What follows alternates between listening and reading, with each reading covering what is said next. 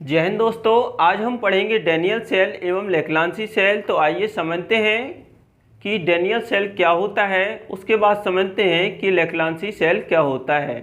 तो Daniel cell सन 1836 में इसका निर्माण हुआ था और निर्माण जो किया था वैज्ञानिक डैनियल ने किया था।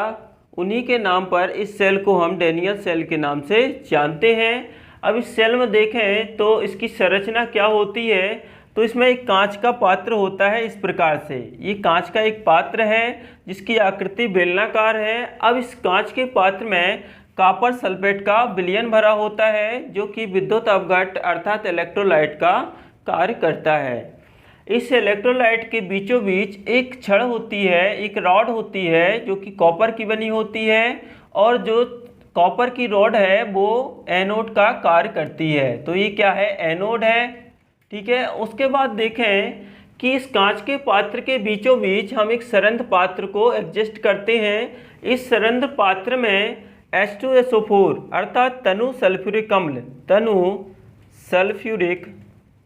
सल्फ्यूरिक अम्ल। तो इस पात्र के बीचों बीच एक सरंध्र पात्र होता है जिसमें तनु सल्फ्यूरिक अम्ल भरा होता है। इस तनु सल्फ्यूरिक अम्ल के बीचों बीच देखें तो एक जिंक की रॉड डली होती है जो कि कैथोड का कार्य करती है। तो इस प्रकार के सेल को हम डैनियल सेल के नाम से जानते हैं। अब इस सेल में आपको कौन कौन सी बातें याद रखनी है या कौन कौन से मुख्य बिंदु याद रखना है जो कि एग्जाम की दृष्टि से बहुत ही ज़्यादा महत्वपूर्ण है, तो यहाँ पर हम देख लेते हैं। डैनियल सेल में सबसे पहले याद रखना है कि इसका जो पात्र है किसका बना होता है ना। तो पात्र लिखना है आपको कि जो पात्र है इसमें कांच का बना होता है। ठीक है। उसके बाद याद रखना है कि इसमें एनोड के रूप में किस धातु की छड़ का उपयोग किया जाता है। तो एनोड के रूप में कॉपर का उपयोग किया जाता है या कॉपर रॉड का उपयोग किया जाता है। ठीक है। उसके बाद याद रखना है कि इसका जो कैथोड है वो कौन सी धातु का बना होता है। तो कैथोड जो होता है वो जस्ते का बना होता है या जिंक का बना होता है। ठीक है। उसके बाद याद रखना है कि जो विद्युत अपघट्ट है इस सेल में कौन सा उपयोग होता है। विद्युत अपघट्ट अर्थात इलेक्ट्रोलाइट। तो इस सेल में जो विद्युत अपघट्ट के रूप में हम उपयोग करते हैं वो होता है कॉपर सल्फेट ना, जिसको हम नीला तोता के नाम से भी जानते हैं। उसके बाद याद रखना है इस सेल का आंतरिक प्रतिरोध कितना होता है। तो इस सेल का जो आंतरिक प्रतिरोध होता है वो होता है 2 से 6 ओम इसका आंतरिक प्रतिरोध होता है। उसके बाद याद रखना है कि इस सेल का विद्युत वाहक बल कितना होता है। तो विद्युत वाहक बल इस सेल का जो होता है वो होता है 1.1 वोल्ट। ठीक है। इतना इसका विद्युत वाहक बल होता है। उसके बाद याद रखना है कि इस सेल का उपयोग हम कहाँ पर करते हैं। तो उपयोग इसका किया जाता है प्रयोगशालाओं में। प्रयोगशालाओं में इसका उपयोग किया जाता है। तो इतने पॉइंट एक एग्जाम की दृष्टि से आपको याद होना चाहिए डैनियल सेल के अंतर्गत। ठीक है। तो इतने पॉइंट आपको याद रखना है। तो अब देखते हैं हम कि लेक्लांसी सेल क्या होता है। तो लेक्लांसी सेल की संरचना इस प्रकार होती है कि इसमें एक कांच का पात्र होता है जिसकी आकृति बेलनाकार होती है। उसके बाद देखें तो इसमें NH4Cl का घोल भरा होता है जो कि विद्युत अपघट्ट अर्थात इलेक्ट्रोलाइट का कार्य करता है। इस NH4Cl के घोल में अर्थात विद्युत अपघट्ट में हम एक जिंक की छड़ को अर्थात जिंक की रॉड को एडजस्ट करते हैं जो कि कैथोड का कार्य करती है। इस पात्र के बीचों बीच एक सरंध्र पात्र होता है जिसमें MnO2 भरा होता है जो कि विद्युद्वर्धक का कार्य करता है ना, डीपोलराइजेशन का कार्य करता है।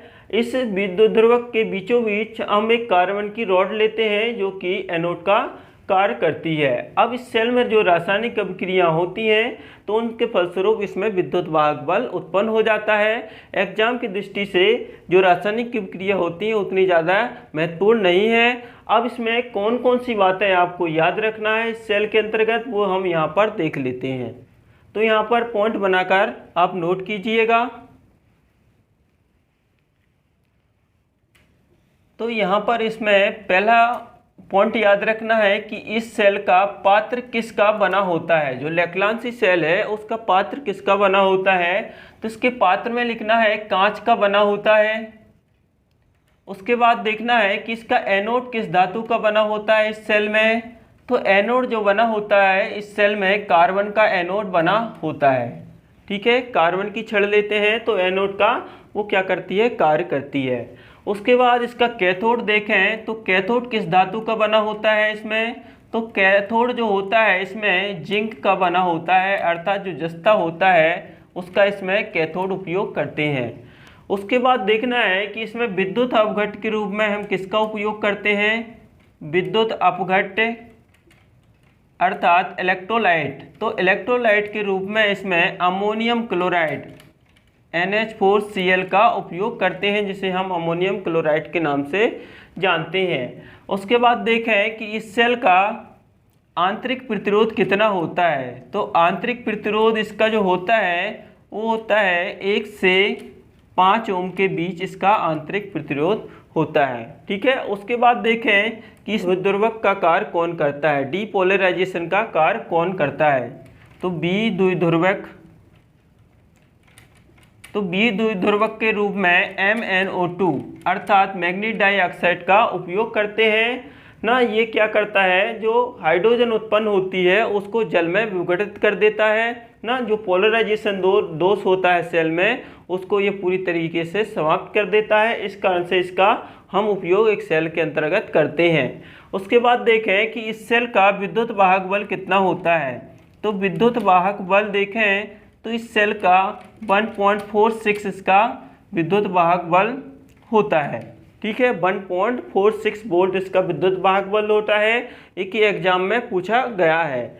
उसके बाद देखें तो इस सेल का उपयोग कहाँ पर करते हैं, तो इस सेल का उपयोग हम वहाँ करते हैं जहाँ हमको रुक रुक कर करंट प्राप्त करना होता है या रुक रुक कर करंट प्राप्त करने की आवश्यकता होती है, जैसे कि बजर, घंटी आदि में इस सेल का उपयोग किया जाता है। तो ये पॉइंट आपको इस सेल के माध्यम से याद रखना है।